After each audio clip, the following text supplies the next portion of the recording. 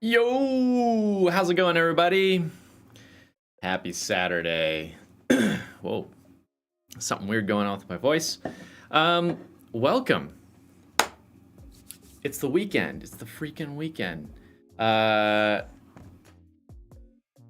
was feeling a little bit bored. Hey, how's it going, Elena? Hello, Daniel. Yes, I'm okay. So Leo, you brought up the fact that I'm doing Twitch and YouTube. This is gonna blow your mind. First time that I'm ever doing this. I'm also streaming on Facebook. on our page over there. I've literally never done that before. I've never been able to get it to work, and I haven't really put that much effort into it. But if you're over on Facebook and watching this right now, welcome to the inaugural stream on our page. Anyway, hey, Tabish, am I pronouncing that right? Welcome. I'm gonna be doing just some kind of chill stuff today. I don't have like a huge plan, with the exception of I have my bonsai that I really want to work on. So that is gonna be sort of the plan for today. And hopefully it'll be just kind of relaxed. It's like slow enough that I can have a conversation as we're streaming and stuff like that. We can talk about kind of whatever we want. But I got a whole new little setup going here. Let me show you what I'm working with. Oh, actually, before I get into that. So we were talking about, so yes, so I have, my Twitch channel that's going right now, and it's playing up on there. And then of course on the YouTube channel, and then on the Facebook channel too. Someone during the last stream suggested that I find a home for these streams. No, that's not gonna bring it up. I'm just trying to remember how to find this channel. There we go. Nope, that's not it. Okay, one second. Okay, here we go. And then, hang on, wait for it. I gotta figure out how to do this. There we go, that'll work. Okay, let me switch you over. Ready? And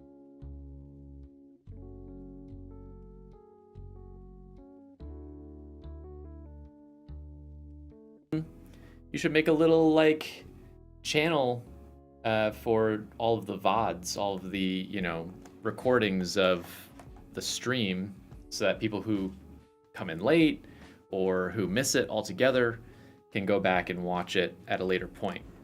And I was like, cool, that sounds great. So anyway, we just opened that up. So it's neurotransmitted. Oops, I guess you can't really see it fully. Move that over. You know what, let's just get rid of this thing. It's just getting in the way. There we go. So yeah, so we made this like little channel real quick. We got 17 subscribers since we opened it this week. So we're already well on our way to 1 million. And we've only got 2 videos up right now. So the last stream, and then also the very first stream that I ever did back in 2016. So if you want to go check that out, I'll put the link in the chat, because it's going to be hard to find it otherwise. Let me pull this up. Oh my gosh, I have way too many pages open. Here we go. Hey, 123 Gamer Man is here. You love bonsais. Used to have one yourself, but it died. Oh no. Elena, what kind of bonsai did you have? Like, what was the tree type? Tell me all about it.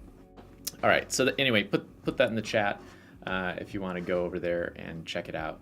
And maybe we'll have like 18 subscribers by the end of this. So anyway. No, I thought that was great. At some point, if this ends up being something that we do more consistently, which I actually plan on streaming quite a bit in a few months here, probably a lot more than I have been.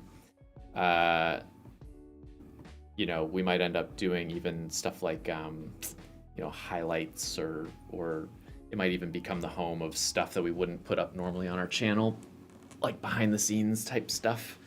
But we'll kind of play it by ear. I'm not making any promises. Better to underpromise and overdeliver. So anyway, I have this whole setup here. Let me... A +1 subscriber, nice. Okay. I honestly don't know what type it was. It had leaves, okay. It was a gift, and I was never told what type it was. That's fair. Well, leaves means deciduous, right? Versus carnivorous. Coniferous. I don't know why I always say that. Coniferous.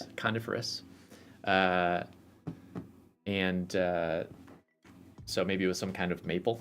Maples tend to be pretty popular. I don't know. Anyway, let's get to the tree that we're going to be working on. Oh, hey, M. I'm curious where you go to find intriguing scientific articles. I definitely want to always continue learning and love being amazed by new discoveries. I fucking love science and futurism. Yeah, I'm being honest, I don't usually troll for articles. Or like I don't have like a feed that I look at for like, when new articles come up. I suppose if anywhere, Twitter would be where I'd like find articles, that people are posting about them, people that I follow.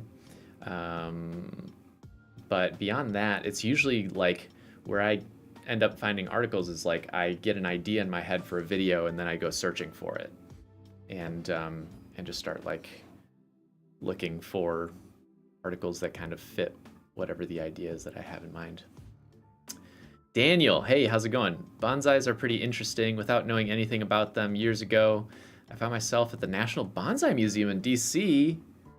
What? Where they have one that survived the atomic blast at Hiroshima. Wow. No way. I didn't even know that there was a National Bonsai Museum, so that's totally new to me. That's pretty cool, though. I'll have to check that out. Yeah, I am, how should I say this? I have had a bonsai tree for the last probably like 10 years or so, but I've never really gotten super into it. It's always been something that's been just a little bit on the side, and I've had times where I've like tried to make a bonsai out of a tree and then end up dying. Usually it was junipers, where I would like, you would get one of those, you would like buy a bonsai tree, and it was just like a small juniper tree that someone had styled, and consistently watering it was always my downfall. So anyway, but this is all changing. I'm trying to get more into it nowadays. Where did the grass go for my head? I will show you. Oh, hang on one moment. Okay. Yeah, so I'll show you the tree here in a moment, Jacob. But anyway, I'm trying to get more into it, and part of this is inspired by my younger brother, actually, because for Christmas this year, he gave me a gift of doing yamadori, which is a Japanese word that describes going out, usually into the mountains, to go find material to make into bonsai. Now, being in Chicago area, there are no mountains anywhere near me, so that wasn't really possible. But there's a state park where you can go and you get a permit, and you can dig up trees in the park, and you pay a small fee for them, and there are like limitations on how big it can be and stuff like that. So anyway, he gave that to me as a gift to like for us to go out and do it, because I guess when he was looking for something to give me, he started getting into bonsai and really wanted to do it himself. So that's kind of fun. So anyway, this tree that we're going to be working on today came from that little adventure that we had. So let me actually switch over so you can see. Yeah, this will work. It's a little bit weird. Woo. Okay. Yeah, the green screen is a little bit funky, isn't it? I'm gonna move myself over. Maybe I can position this down more. I guess it depends on where the tree ends up being. So here's the tree. Can't even see it. All right, 1 second. I might not even need this whole separate camera, you know? There, like that, and then we can even move this down. Now you're getting me in 2 angles, but I'm kind of in the way. All right, 1 second. We're figuring this out. There. That's a little bit better. Yeah, we got the green screen behind. I would remove it, but then I guess we could. What if we do this and then look down? Is that better? Is that less distracting? I kind of want it on the side so that you can see the work that's actually happening. Maybe if I just make it a little bit closer. 1 moment. So this is the grass that you're talking about, Jacob. Let's try this again.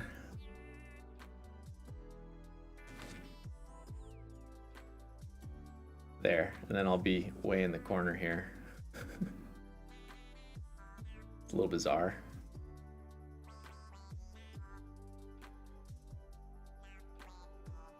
Okay, how do we feel about that? I might actually want it a little bit higher. I probably should have messed with this before we hopped on the stream, but live and learn, right?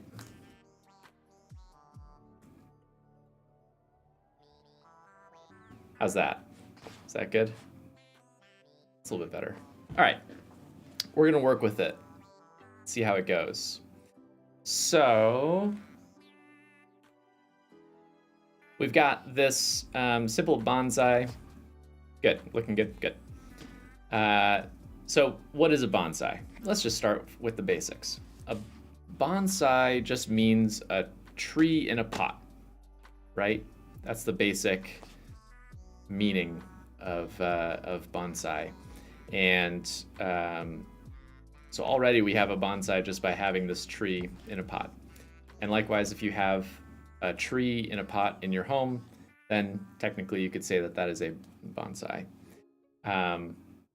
However, culturally, bonsai is often a sort of style or aesthetic that is applied to trees in pots to make them look like a tree that you would find out in nature through these sort of styling techniques, right? And then the idea is to, keep them alive for many, many years and to take care of them. And it can be sort of a meditative task that you do.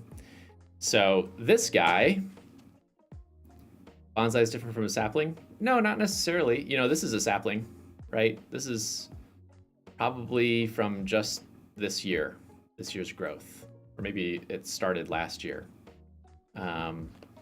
So as long as it's a tree in a pot, then it's technically a bonsai.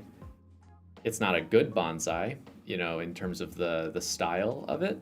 But over time, over the years, it will hopefully grow and become more like your traditional bonsai. So this guy I got when my little brother and I went out into the woods, and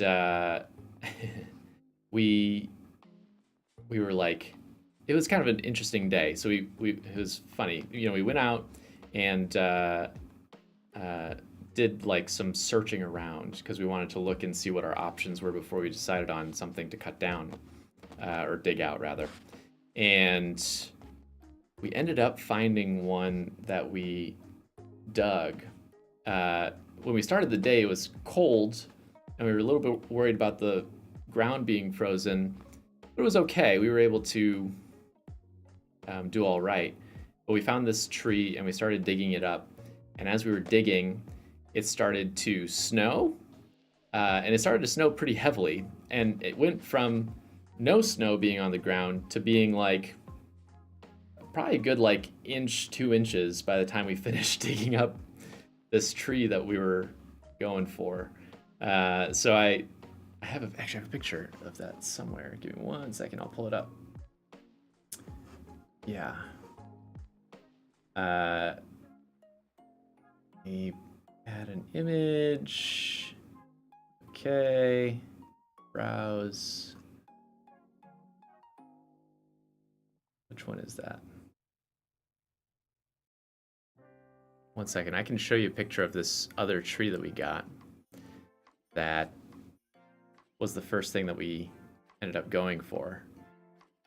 And this thing took freaking forever to dig up. It is quite large, especially for a bonsai. I'll end up cutting it so that it's a lot shorter. But part of the reason why I went for such a large tree was because I wanted to have a nice thick trunk. That's a really desirable attribute of a bonsai. So, hey, how's it going? We got Kumar. We got, oh, I can't even read that. Give me 1 second. Pull up this picture here.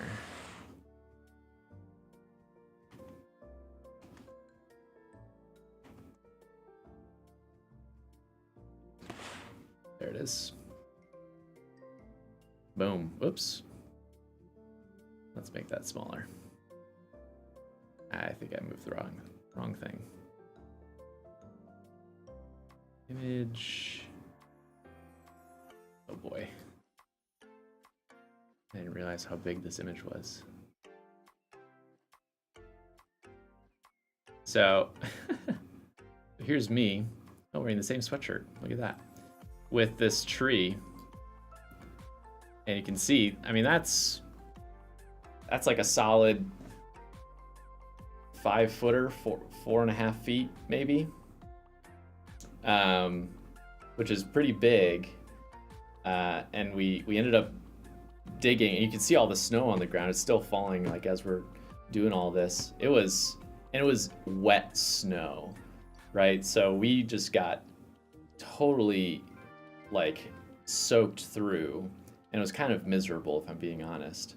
But it was very rewarding to get it out at the end.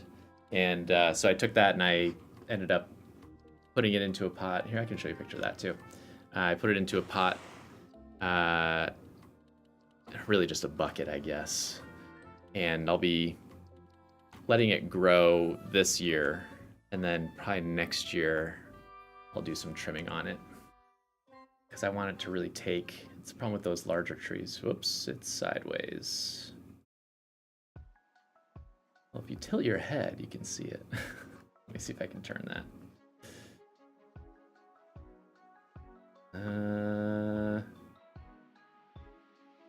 Is there a way to I don't even know if you can turn this, can you? Move value?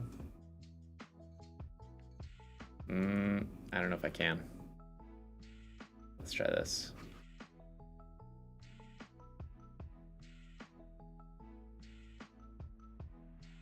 Come on.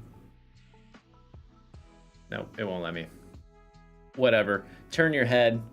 And you can see, yeah, looks like that. And I've got it at an angle. It has a nice bend in it, which is pretty fun.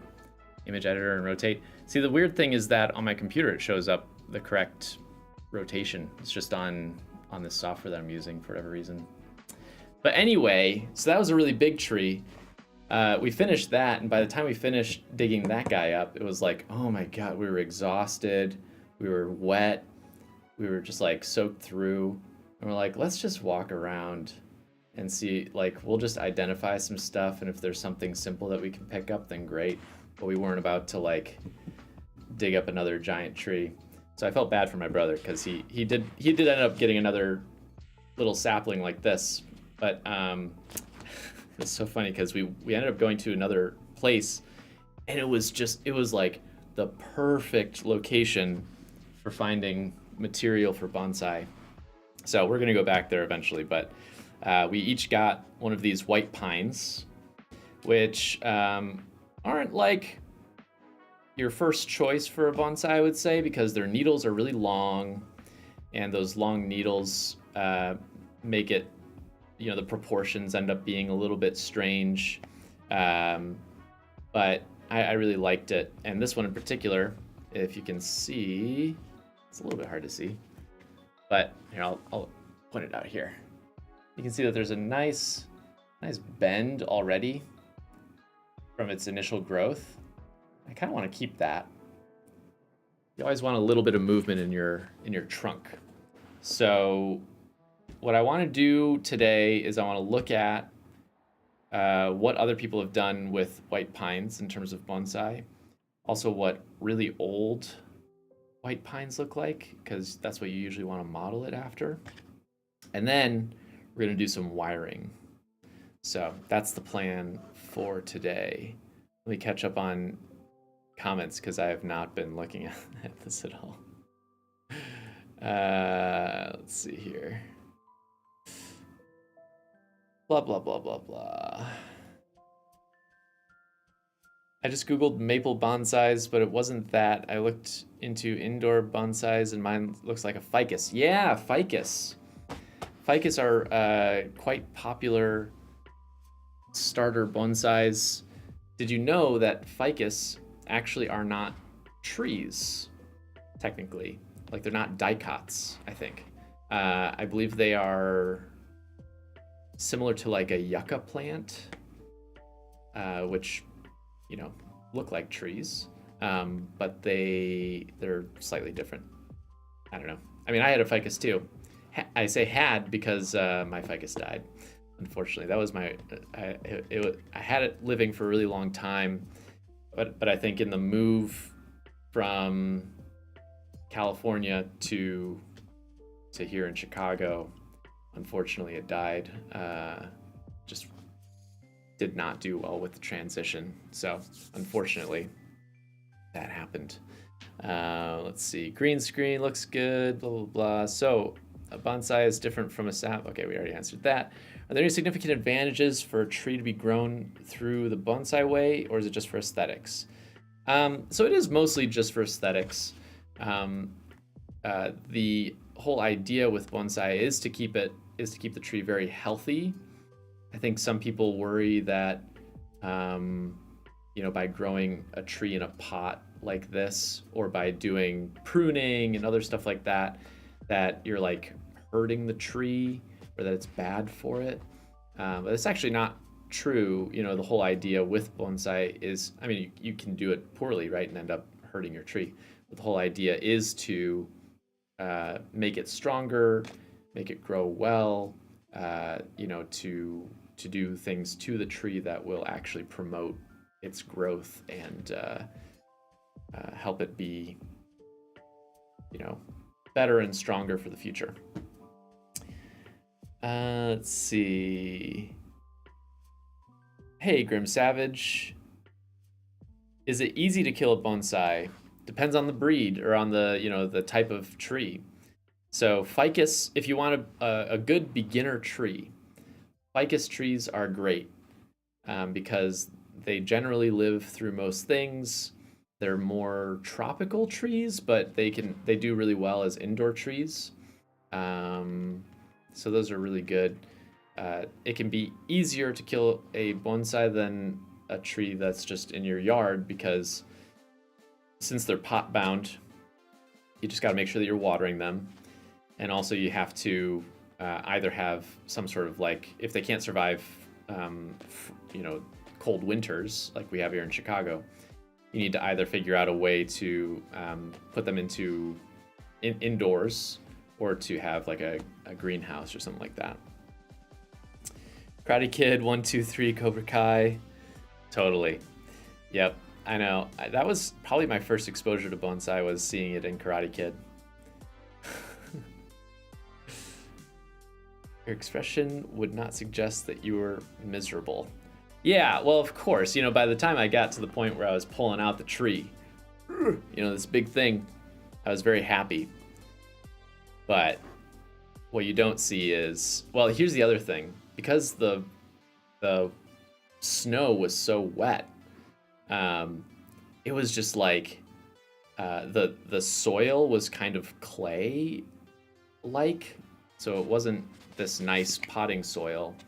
It was like really thick clay, and so it just instantly made a muddy mess. And so like my clothes, my shoes, my jacket, everything was like covered in mud, just from like, you know, you're pulling on your spade and you fall over and all that stuff. Anyway, let's see.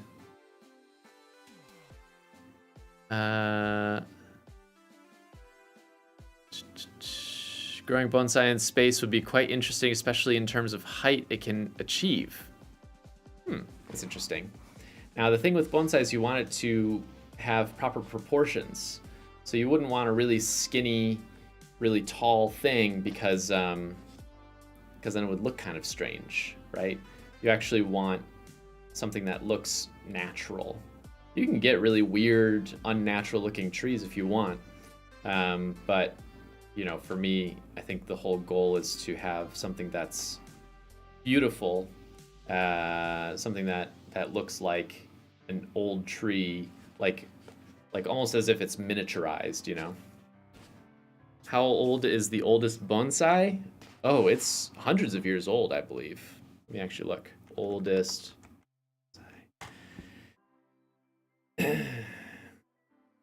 Oh, wow. Okay. Oh.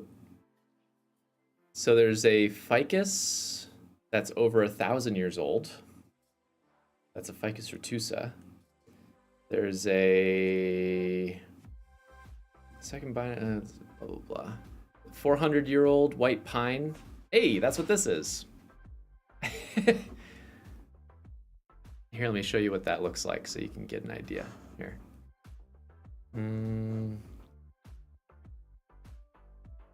Pull this up again.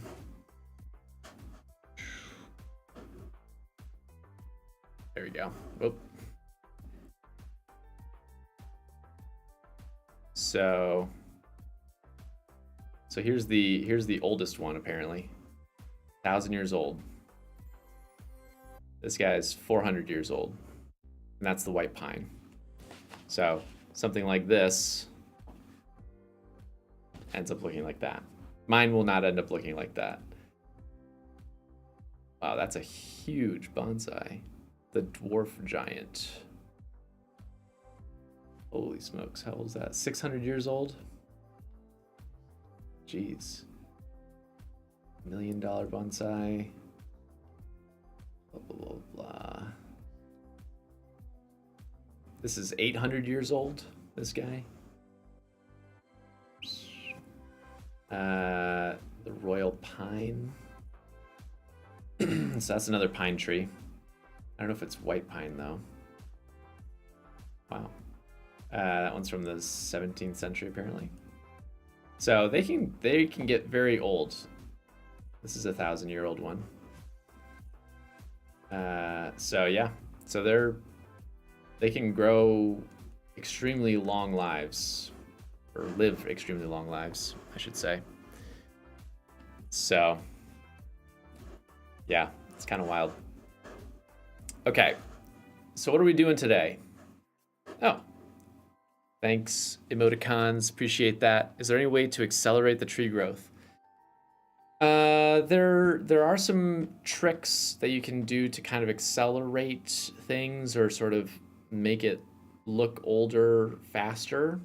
So obviously you can use fertilizer, that kind of thing, just to improve growth. One of the techniques that's commonly used in bonsai is you don't trim off some of these lower branches. So you can see that on this tree I've got a branch there and a little branch over here. Normally you know, if you're going for a mature look on a tree, you would probably trim off branches that are in the bottom third of the tree, at least. However, these are bringing in nutrients, and by doing so, they will continue to grow and get longer and thicker, and that will actually thicken up this trunk faster, right? So I don't want to get rid of these quite yet. You can also, there's a little trick, and it works especially well with ficuses.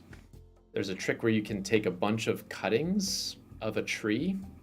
So if you have like a ficus plant and you're snipping off branches anyway, you can collect those branches and tie them together to create a trunk, and plant that and hope that it takes root, and you can essentially start with a really thick trunk, and those individual branches will like grow into each other and form one solid trunk.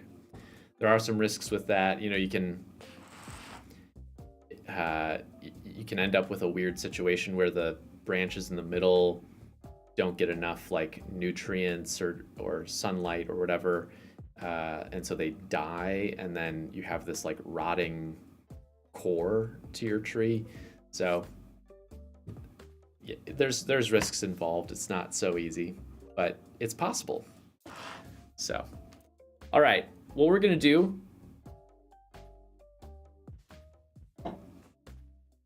is we are going to wire up this bonsai. I just got a fresh wire kit. You don't need something this fancy or like branded specifically for bonsai. You can just use any sort of aluminum wire. But this is really nice. My brother gave this to me. It has all sorts of different size wires to sort of meet your needs. So you would use this thicker wire if you're, why is it not focusing, huh? This camera's not that great. Anyway, you'd use the thicker stuff for bigger branches, and it's obviously harder to work with, but it goes all the way to this really fine stuff, right, for the smaller branches or smaller trees. In our case, this thing should be pretty easy to wire. We won't need anything too big. So I'm thinking we've got all these different options.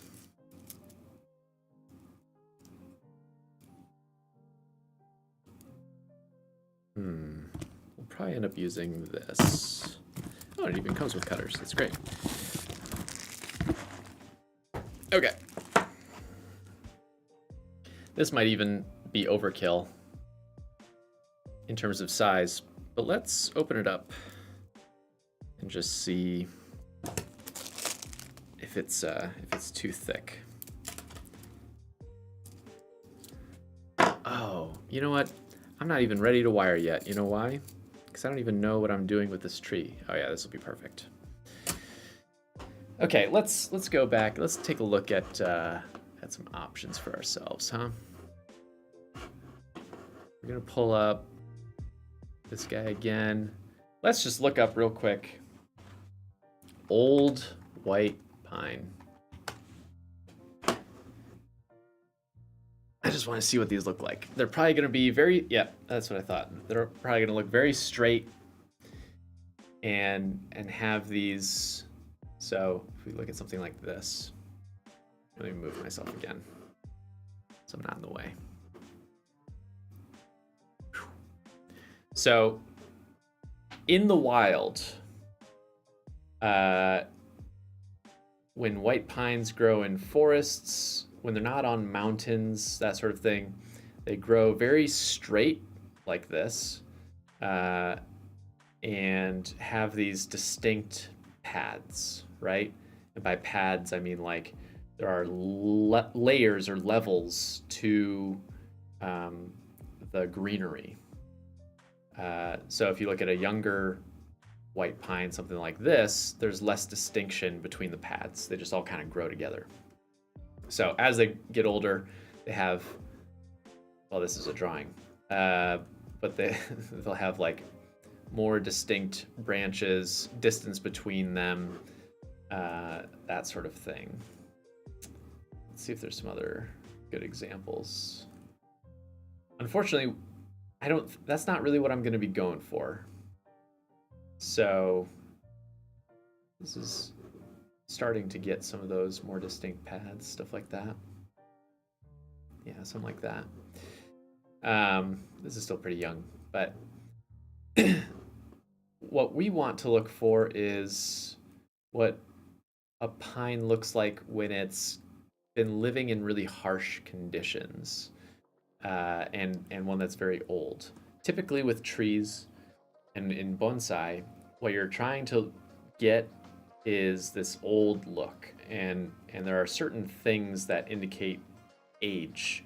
A thick trunk, like we were talking about before, branches that actually kind of slope down and they come up at the end. The reason for that is because of the weight of the branch, right? It just kind of pulls the branch down, but then you have the new growth at the very end that sort of sticks up. Movement to it, some sort of, signs of age, gnarled bark, or that kind of thing. But then, of course, proportions and that sort of stuff. So let's actually look up white pine bonsai. Okay. So here we've got something like that. That's a little bit crowded for me. Also, it's quite thick, right? This one's got a little bit more movement to it, right? Their trunk. That. Or this guy. That's a lot of movement. That actually kind of might be what I move towards in terms of design. Now, this is like an old tree, right? Mine will not look like that for a couple decades. That one's pretty straight. Yeah, this one has some movement in it. I think I'm going to use this as inspiration in terms of wiring. So, yeah, if we compare,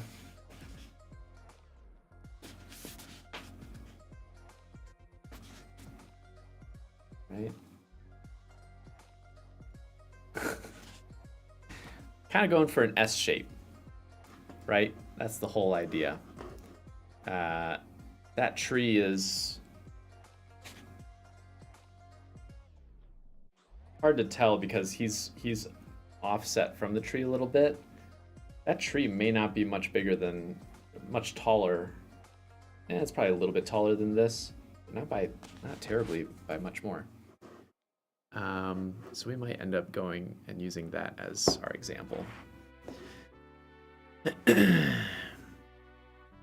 How would you judge a bonsai to be a good one? Is age a big factor? I mean, I don't think I'm a particularly good judge of what a good bonsai is versus others, but there are sort of like rules in bonsai about like what makes one good versus not good. But generally, if it feels natural and aesthetically appealing, then it's good. That's what I would say. But there are some people have very specific, follow very specific rules with bonsai, like, if you have, let's say you have a branch growing, right? And then off of that branch, you have 3 prongs for new branches.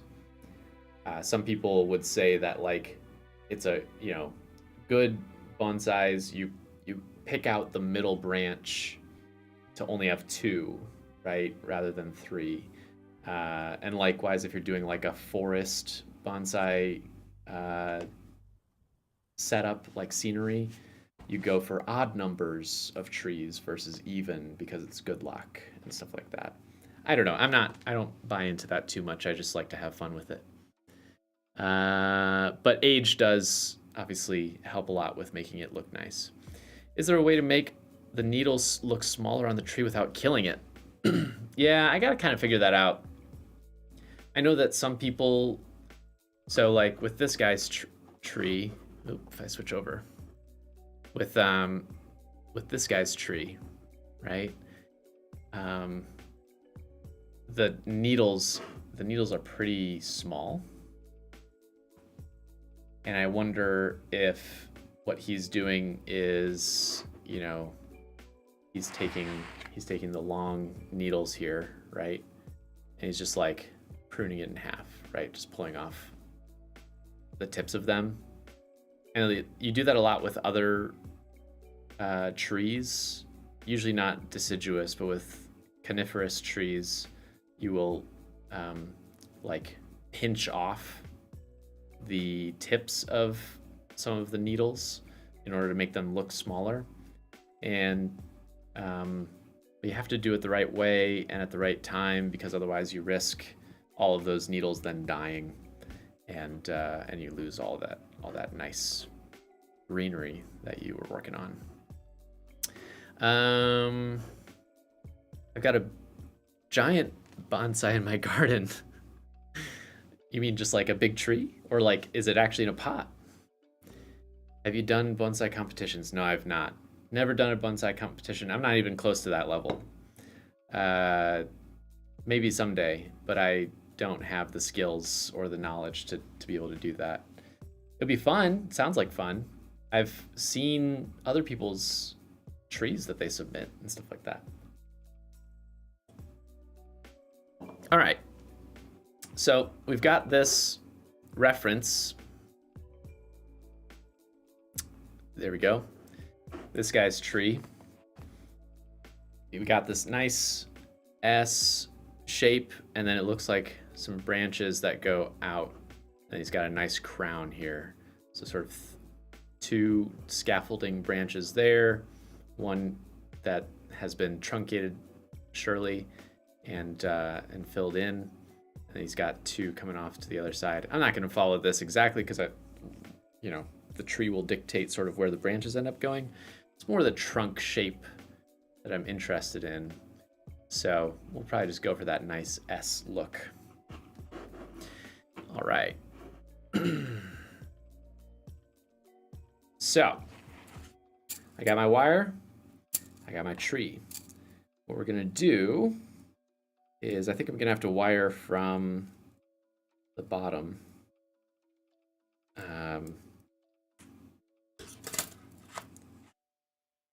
Just so that it's nice and stable. So let me just pull out a little bit here, see how long this is.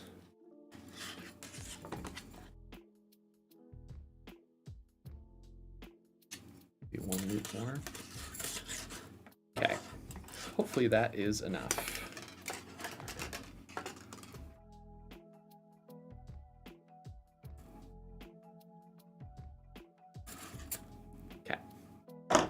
So we got our nice long wire. We're gonna have it right like that because it's gonna go through the holes in the bottom. So we take our tree, and I've got, you can see there, not really, there's some holes there.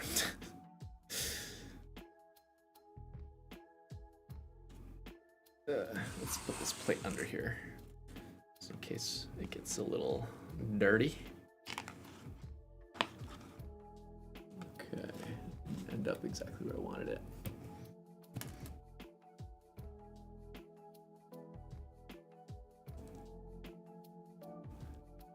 The hard part of poking through is you don't know exactly where the wire is going to go. One moment. Make it nice and straight. Okay. With this thinner wire too, when it's going through soil, it can, there we go. Came right through exactly where I wanted it to. pull that through a little bit and bend it off to the side. Yeah, with the thinner wire, sometimes the soil can bend the wire too, which is a bit of a pain. I'll make this guy nice and straight as well.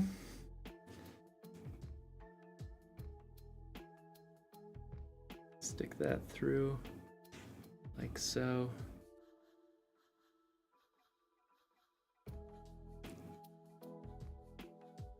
Where are you? Oh, there you are. Okay, that's good enough. Okay.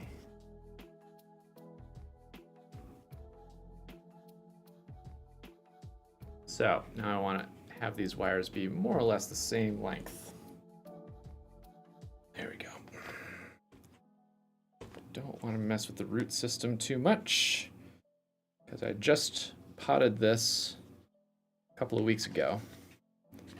So I really want to make sure that it's not being disturbed. Voila. Hey, I'm sorry, I don't want to pronounce your name wrong. Is it Rainy? Renee? Nice S look. Reminds me of Reddit-bot. I don't know what you're talking about, Leo, but I trust you. All right, so we've got the wires through, and now in order to do the wiring effectively, I think I got way too much wire, but that's all right. I'm gonna do one wire at a time, and I'm gonna go clockwise. And both of the wires will end up going clockwise. You don't want the wires to cross over one another because you can put too much uneven pressure on the tree and it can be bad for it. So we're gonna start with this guy. I'm just gonna come right near its base.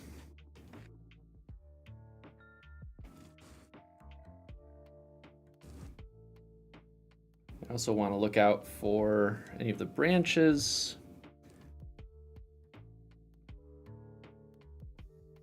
Or any of the needles. If they get caught as I'm going, I will move them out of the way.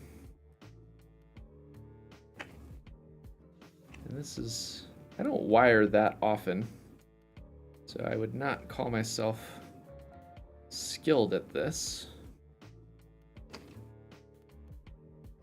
Nor do I particularly like wiring. It is an important aspect of doing bonsai, but it can be a bit, nerve-wracking. Especially when we're getting into the thick stuff here.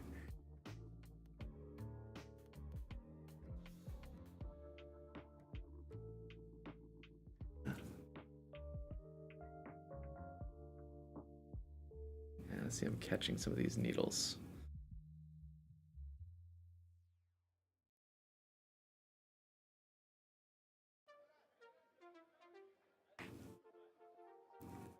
Okay. Ooh, it smells good though. Love the smell of white pine. Makes me think of Christmas. Keep hitting the microphone with the wire.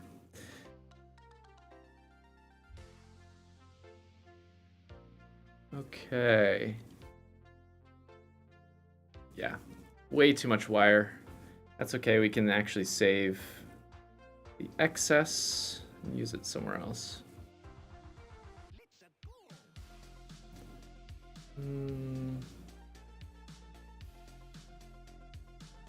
Are y'all able to even see that?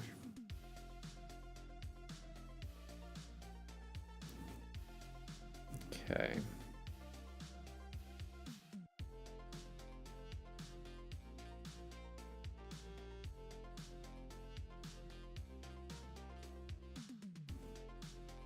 Yikes.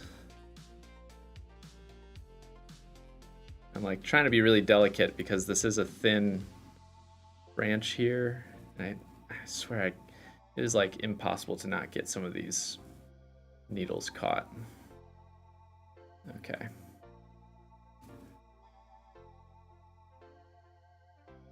We're gonna call that good at the end there. Cut off the end.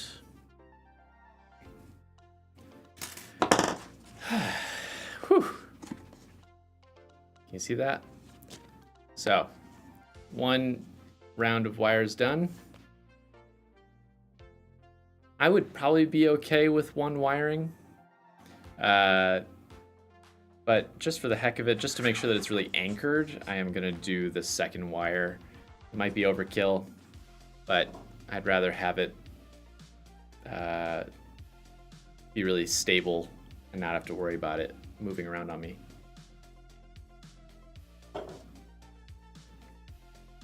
Okay, so similarly to before, we're gonna go counterclockwise and sort of following the existing wiring that we have already.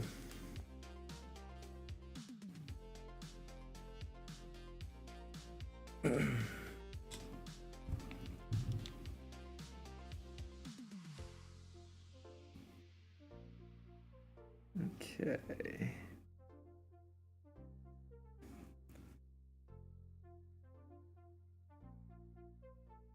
Now these wires will only stay on for about 6 months, 6 to 8 months. If you leave it on too long, it starts to cut into the bark and it leaves scars. You don't particularly want that. Some people don't mind that look. For me, it looks a bit weird, a bit gnarly. Some people will even, and I don't understand this, some people will even leave the wires on until the bark grows over it. Like you won't even be able to take the wire out because the bark has literally grown over the wire. And for whatever reason, they want that to happen. It seems quite bad for the tree. But I also am not a tree expert. So what do I know?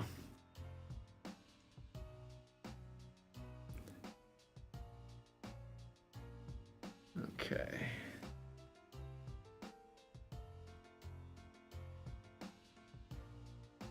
All right, we're almost done.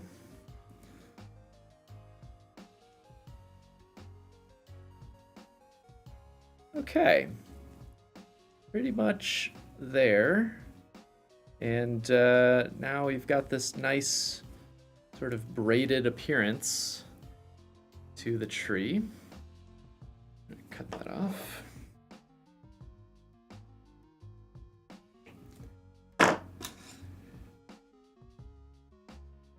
That's our excess. It took too much. That's okay, we'll save it. All right, so we've got the tree and we've got it wired. Oh, let me see what comments I've missed. Yes, thank you, Andrew, for answering the questions for C. Wouldn't that girdle the tree? Yeah, so Peter, if you leave it on too long, then yes, it would. You could end up doing some pretty significant harm to your tree if you leave it on for too long. But for short periods of time, while the tree is growing at the start, you know, we're in spring now, beginning of spring, it will start growing and expanding.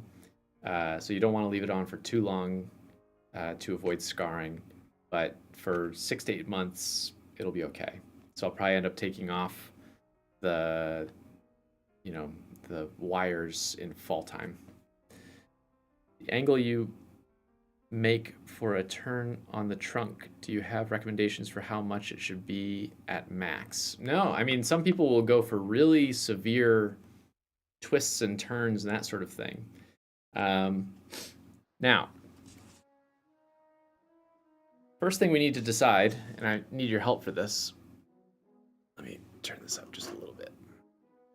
Okay, we need to look at this tree and we need to figure out the front.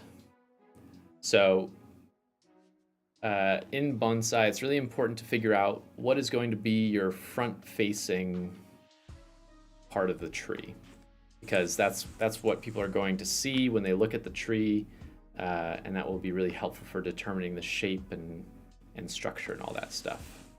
So let me show you what we're working with. We've got these two little branches down here. We've got two larger branches up here. These might end up being important. I might lose one of them because they're even with one another. That's typically not desirable. And we got this new growth coming up at the top. Oh, we have a branch here too. Third branch. That's right there. And they're all kind of even with one another. So I'm gonna sort of rotate this, and you tell me, and I'm gonna be looking at this too, what you think the front should be. I might just kind of mess with stuff. Sort of see.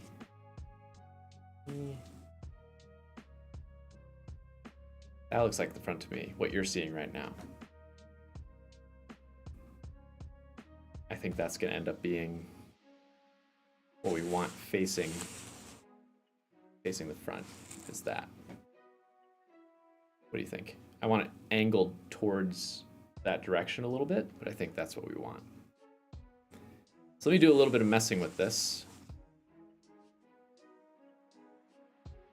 Bend it around.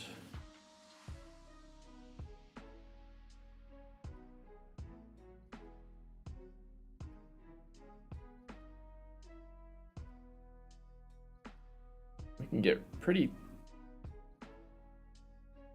We want some back and forth movement as well. I might do this.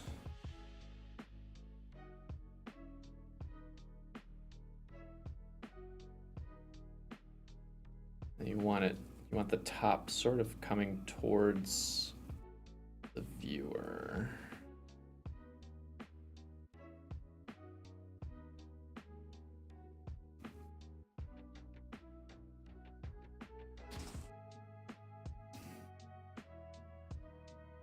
Whoop.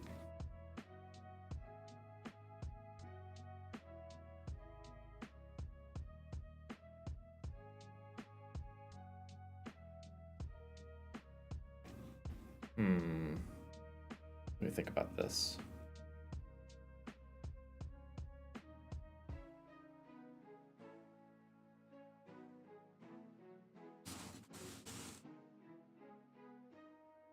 We got so far? Thoughts? Opinions? I think I need a little bit more side-to-side movement here.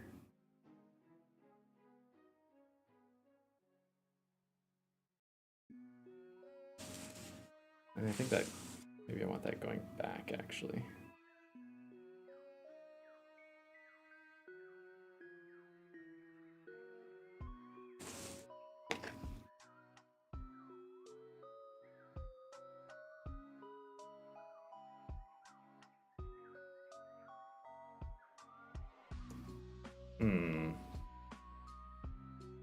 I don't want it to be too weird, but also, like, once you take off the wire, it does lose its shape a bit.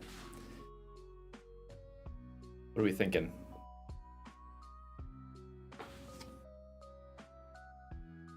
Thoughts? Let me actually change to the other camera because I think the quality is a little bit better. Okay. Here's what we've got right now. I'll sort of slowly turn it so you can see from various angles.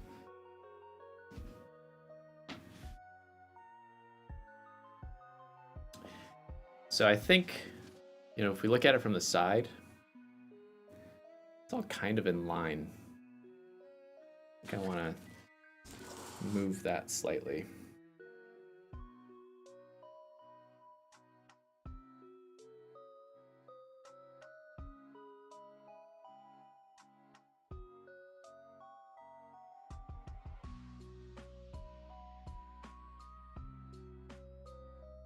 It is kind of a helix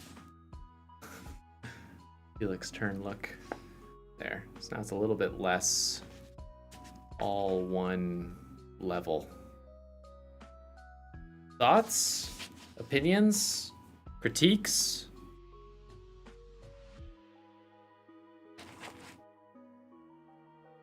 I think it's okay for now. I might mess with it a little bit more. Okay, let's compare this with the with this other dude.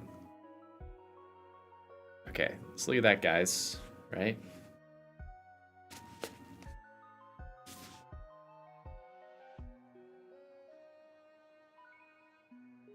Something's off. Well, obviously his is much bigger.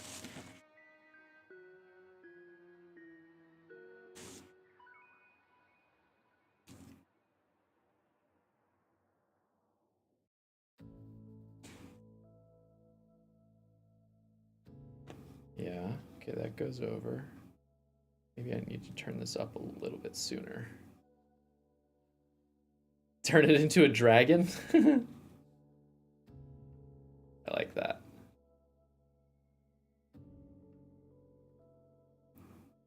Okay. I think that's going to be good for now. It will obviously get much bigger and thicker, and it won't end up being this spindly when the wires come off. So I'm sort of exaggerating everything a little bit right now, knowing that it won't keep that shape. DNA bonsai? I like that idea. Molecular biology is taking over your life? Yeah. Fair enough. Yeah, I wonder what a DNA bonsai would look like. How would you even make that work? All right. Well, I think I'm going to call that good for now. What do you think? Yeah? I like it. Thank you for your help.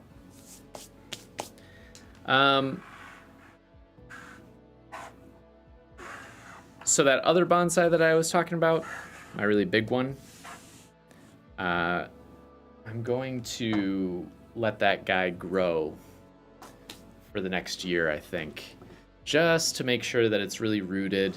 It has been really windy here and it keeps falling over. I'm kind of worried about it dying. I really hope not, because it's a nice tree. And it also took so much work to get, so hopefully it stays alive. But now that we're kind of finished up with the bonsai stuff, I wanted to talk about channel stuff a little bit. Oh, hang on. 2 saplings twisted into a double helix. I love that. That'd be awesome. Can multiple trees be grown into one bonsai art? Yes. There's real quick while we're talking about bonsai. So there's forest bonsais, which let me show you. Oh, here we go. So there's stuff like this, right, where you have a bunch of trees that are grown. So they're smaller trees, right? They tend to be like thinner trunks and that sort of thing, but they're meant to sort of make a forest scene. And then there are bonsai where you tie a bunch of them together to make a nice thick trunk. What would that be called? Tie together branches. Let's just see what that comes up with. Yeah, so it kind of ends up looking something like this. It's a small picture, but yeah, something like this, right? Where you take a bunch of these smaller branches and you do trunk fusion. There we go. Trunk fusion. Yeah. So it can end up looking kind of like this, right? Once they're more fused together, or something like this, where you get this enormous trunk. It's more typical with ficuses, which is what this is, something like that, because they grow together very easily. This is also a ficus, but you can do it with other trees, I believe. Not all trees, but some trees. So yeah, so like here's a person combining a bunch of trunks. Yeah, forest bonsais are really cool. There are many different bonsai types. You know, there's the formal upright bonsai, like this. You know, you're just your straight up bonsai. There's the informal upright, which you can see here, which is still, that's kind of what we're going to be going for. It'll still be upright, but it'll have more movement to it. There's cascade bonsai, which is a very fun one where the branches actually like come off of the pot and go often dip below the end of the pot. Stuff like that, right? It's kind of fun. So it looks like it's at the edge of a mountain, right, and growing down. There's literati bonsai, like this. They're kind of more spindly and windswept, and sort of have like sparse branches, and like this. You know, you have like all this curvature, and then you just have like a little pad of green at the end, something like that. Yeah, there's tons of different styles. So we're going for the informal upright. Yeah. Anyway, so love the aesthetic. Yeah, the cascades are really fun.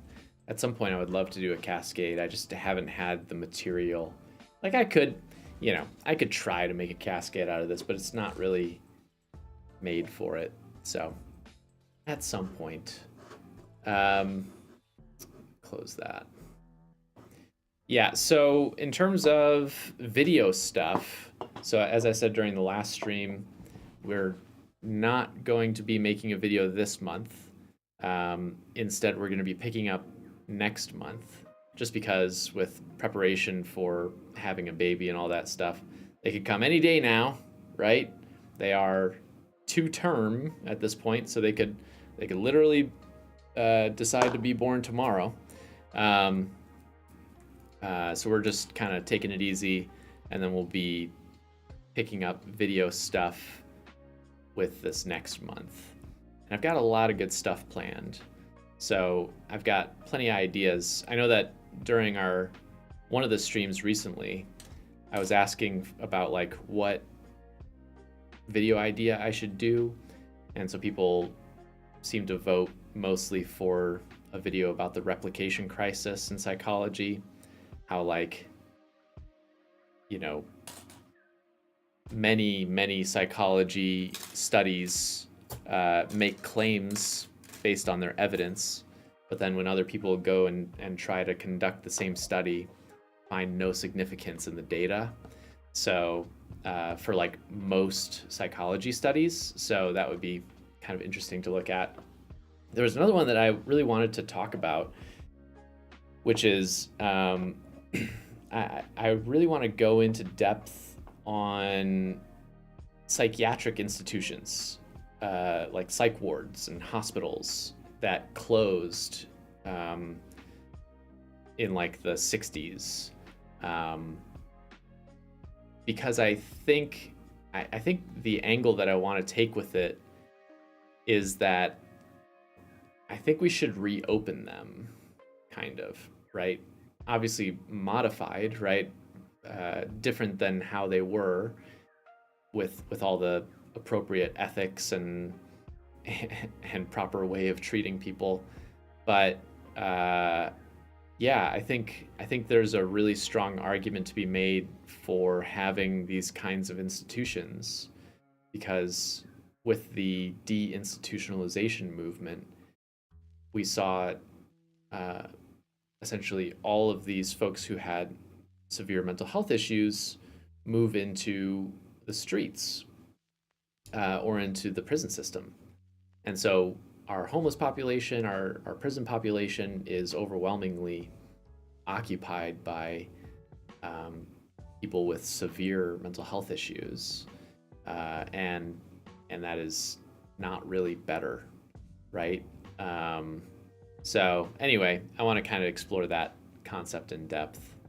I think that would be a cool video to do.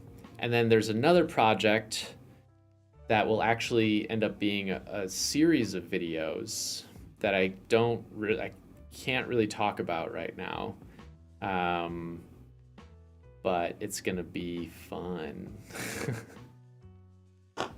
It'll be good. You'll find out soon. Maybe in like 4 or 5 months, maybe something like that. Yeah, big plans coming up.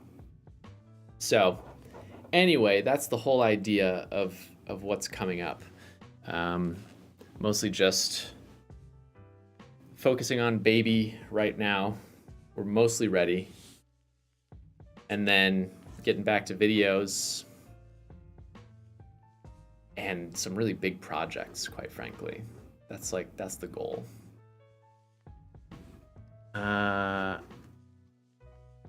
Producing a video with a newborn in the house. Yikes, Mike, I hope you've got a filming team to help out. Oh, filming. Yeah. The hard part will be finding a place to film where you're not interrupted by crying inside the house. No, it'll be fine. It'll be all right. We don't have a filming crew. It would be wonderful if we did, right? Quite frankly, what I would love to have is an editor. Is, somebody to do some of the basic editing stuff that we do, because editing just takes so freaking long. But I think I might end up having some more free time in the future that, won't put a burden onto home life. The kid's gonna take a lot of time. That sounds interesting. My entire understanding of those institutions so far is through the filter of popular media. Yeah, totally. I mean, that's the thing, right? Actually, the deinstitutionalization movement was kind of promoted and fast-tracked during the Kennedy era because of books like One Flew Over the Cuckoo's Nest and stuff like that, which gave an extremely dark, unethical, negative perspective on institutions. And so no wonder, if that's your view of what an institution is like, where these people are just being forced to receive electroshock therapy, right, and are forced medications into submission, then of course you'd want those places closed. So anyway, it's obviously much more complex than that. So at some point I will do a video on that. Can we have an AMA session? Ask away. Ask your questions. Jeffrey, any topics related to newborns planned? Jeffrey, you're reading our minds. Yes, there is. Not a ton, but there is one at least that that might be our next video that we're planning on releasing. So yeah, that's sort of the goal. Andrew M, what's this channel about most of the time? Bonsai trees. No, I'm just kidding. It's not about bonsai. No, we're all about the brain. So I'm a clinical mental health therapist. Ali is a neuroscientist. So we talk about brain stuff, how the brain works, mental health, psychology, all that jazz. Yeah, I'm looking forward to it too. It should be a fun episode. Allie's going to be taking over that one. So hopefully it's something that people enjoy. I think it'll be a hit. But that's sort of the plan coming up here. And then longer term, I'm hoping to upload, just be more involved more frequently. So doing more streams. YouTube has been putting a lot more effort into their live streaming and shorts integration. I've never done a short for YouTube, but seeing what they're doing, it sort of makes me think that maybe it'd be worth doing more of those, just because, I don't know, it's ways to kind of give small updates in between bigger videos. Also, it seems like shorts have totally different audiences than regular videos. Like, I don't know, it seems like obviously they're trying to sort of copy the trend that you see on TikTok or Instagram Reels and that kind of thing. But I think it can serve its own purpose. So that's something that we might look into. But yeah, that's kind of the goal at this point, is to end up doing more videos, more frequent uploads. But it'll take a little bit of time for that to rev up, just because obviously baby's going to be priority for the short term. So we'll see what ends up happening. Hey, Jake, thanks for the subscribe. Thanks for subscribing. Is psychology absolute like math? Wouldn't the subject itself be biased based on the time of civilization? Yeah, sure. So psychology is not... What do you mean by absolute? I mean, I could make the argument that math is also just as constructed, right? In that, like, humans invented the numerals and, you know, the discrete, like, separation of things. But, you know, I get what you're saying, which is, you know, you're dealing with finite, you know, with numbers and stuff like that, versus like something like mental health, which is a lot more squishy, I guess, right? It's not a universal experience necessarily. One person's experience, one person's mental health can be vastly different from another person's. So I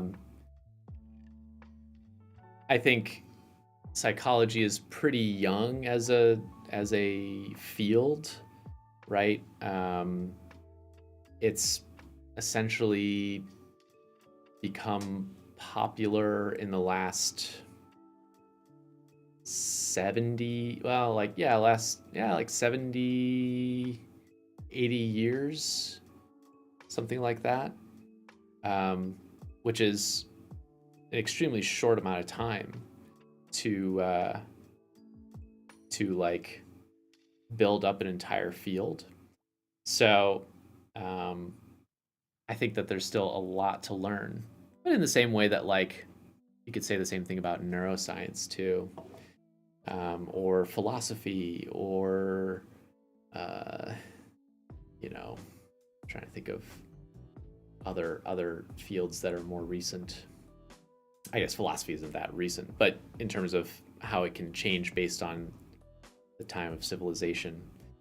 Yeah, I mean, our understanding of the mind has really developed a lot recently, due to the sort of more interdisciplinary work that's been done in biology and understanding the brain. But even that will be slow going and will take a really long time, just because we're talking about billions of neurons that all communicate with each other in very complex ways. You know, understanding a single neuron is already hard enough as it is. So anyway, I'm excited about the future of psychology. It'll be really interesting. Let's see. Mental health. Children experiencing mental health struggles. It is hard enough for independent adults to get help. I think we have a long way to go in that direction.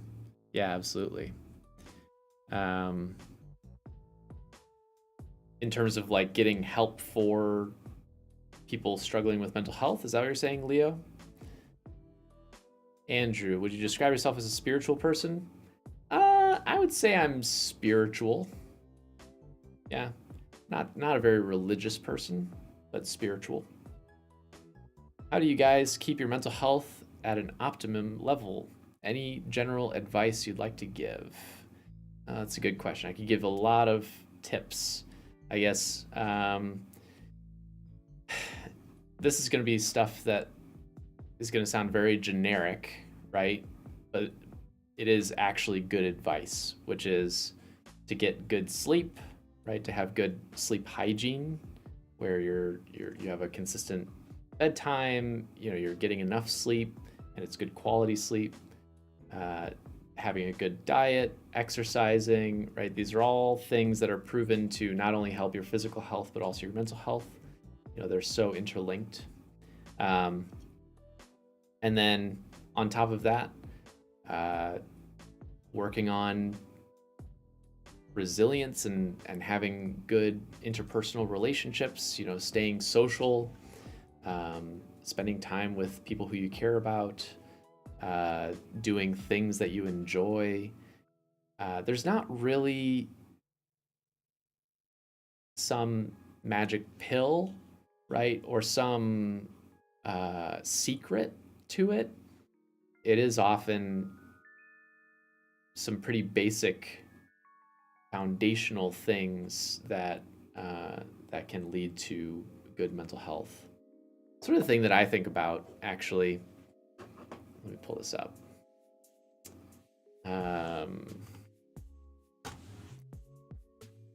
This isn't necessarily like the most up-to-date concept, but what comes to mind for me is, there we go, is Maslow's hierarchy of needs. Let me actually just open the image. There we go. So,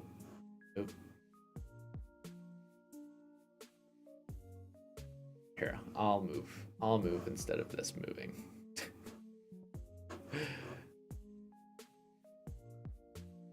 Okay.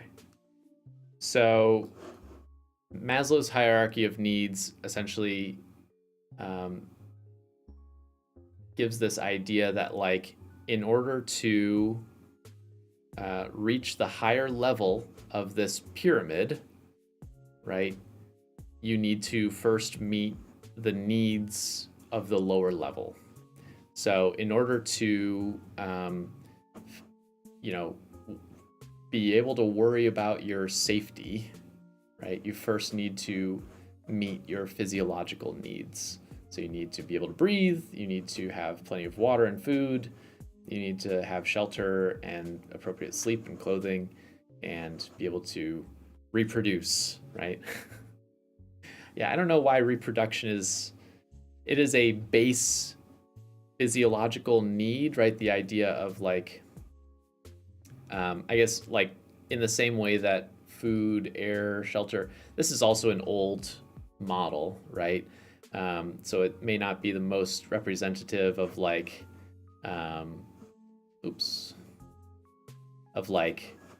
my lord, please just close that. Of, like, it doesn't take into account, like, people who are, like, asexual, or people who don't find, like, reproduction to be that important in their life. But in this sort of old model, reproduction was sort of this very important base need. Anyway, so then you go on to safety, personal security, employment, resources, health, property, and you need that in order to then be able to fully attain the next level of love and belonging. So you worry about friendship and intimacy and family and a sense of connection. And once you have that, then you can work on your esteem, respect, self-esteem, status, recognition, strength, freedom. And then if you have all these base needs, right, then you can reach self-actualization, the desire to become the most that one can be. So anyway, just an interesting model for thinking about this. I'd be curious about what updates have come from this, but it's just an interesting concept. So that is a very long answer to what you were asking, which is, how do you keep your mental health good? Oh no. Okay. Let's see what else we got here. if you have reproduction without the stuff above, it's going to be a hard time. True. Yeah. Although people do it. Let's see here.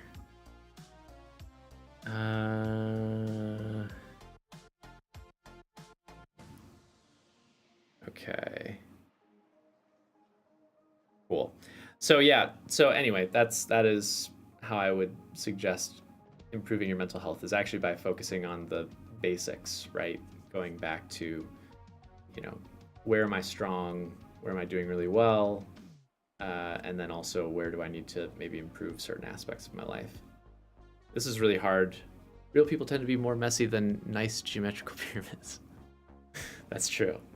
I think that the pandemic has been a really difficult time in general just for society, because so many people have lost connection with others. People have felt more isolated generally, and even the effects of that, even if people feel more comfortable going out into the world, that doesn't necessarily mean that you have the same like social skills that you had prior to the pandemic, right? I've talked to many people who talk about feeling just really tired after doing like one chore where they go out of the house, or talking with a friend is really fun, but then it's also they need like downtime to sort of recover, because it's just a different setup that we have these days. Coming out of the pandemic has been quite exhausting. People at work around me have been feeling mentally numb. Don't know how to deal with that. Yeah, exactly. The numbness that's a good way of describing it. It's sort of, numbness is a way to often cope with persistent stress. We don't know exactly how people end up feeling numb, but like when your amygdala is constantly firing, we think that either it gets flooded and then you become desensitized and then you just don't feel anything, or there might be some sort of cutoff mechanism happening in our brain that's saying like, all right, we need to not feel so stressed, and you feel numb as a result of that. So yeah, numbness is something that I've seen a lot with the people that I've been working with. And it's hard to get out of that, right? To go from feeling kind of nothing to feeling something again, feeling that excitement, feeling, really positive about the world again.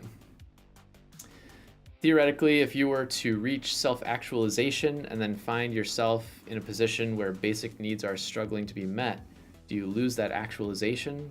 Does it make it easier to meet?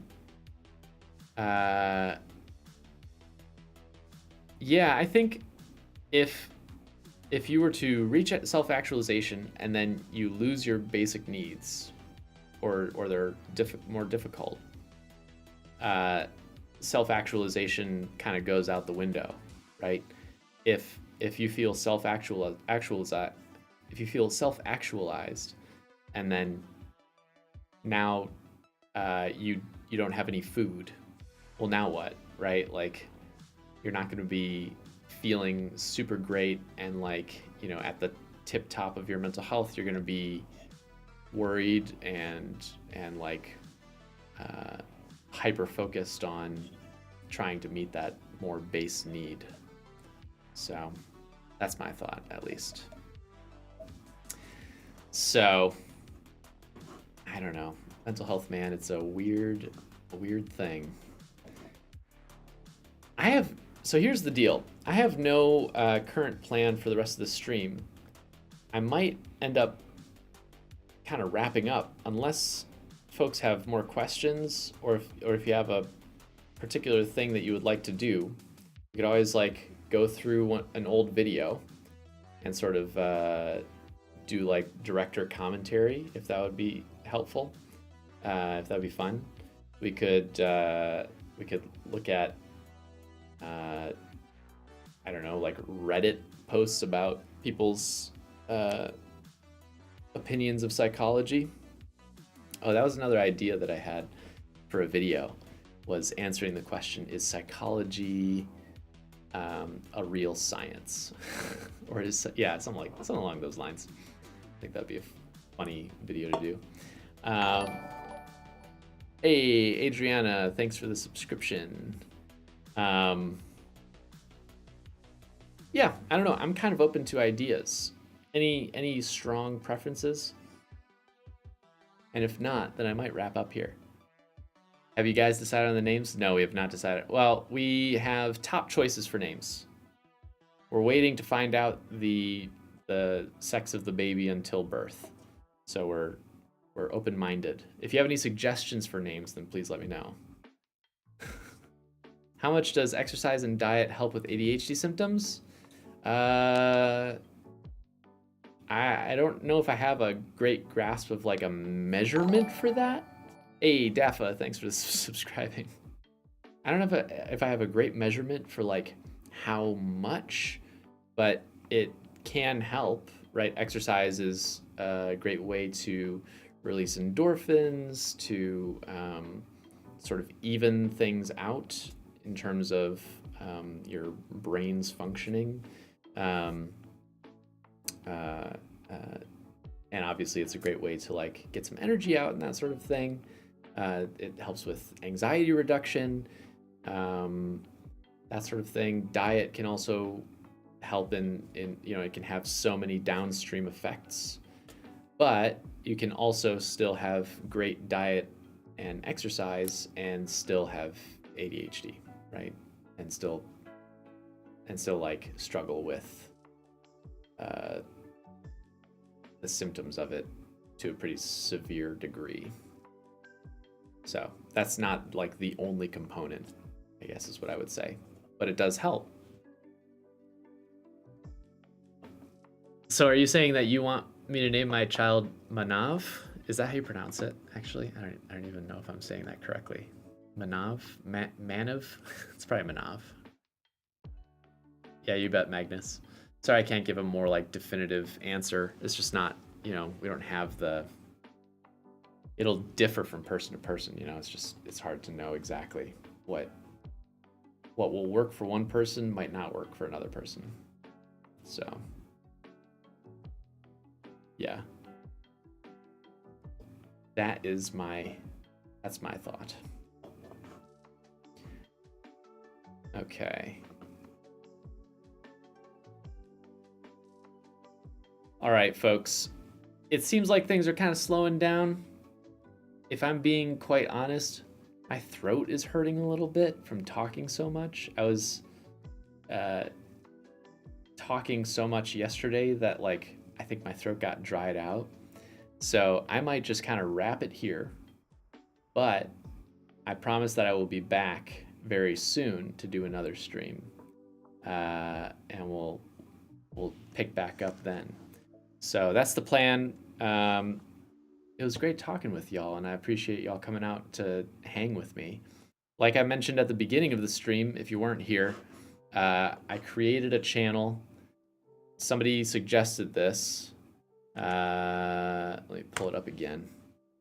I created a channel specifically for putting the stream VODs, like these streams, I put them on that channel so that you can watch them there. It's called Neurotransmitted. Here, I'll pull up the channel so you can see it. Boom. That's what it looks like. All right, so you can go there. We've got 2 up right now. The last one that I did and the first one that I ever did, the first stream I ever did back in 2016. I'll put the channel in the chat. There you go. Boom. So you can check it out. And look at that. We've got 20 subscribers. What? We only had 17 earlier. Wow. You guys are too nice. So feel free to check out the channel over there. I'll be posting probably a higher definition version of the stream over there because I've been recording it. So you'll get it in full HD quality. But we'll pick back up very soon. And yeah, I appreciate y'all coming to support me and hang out for the stream. And we'll talk more soon. Thanks, y'all. Bye.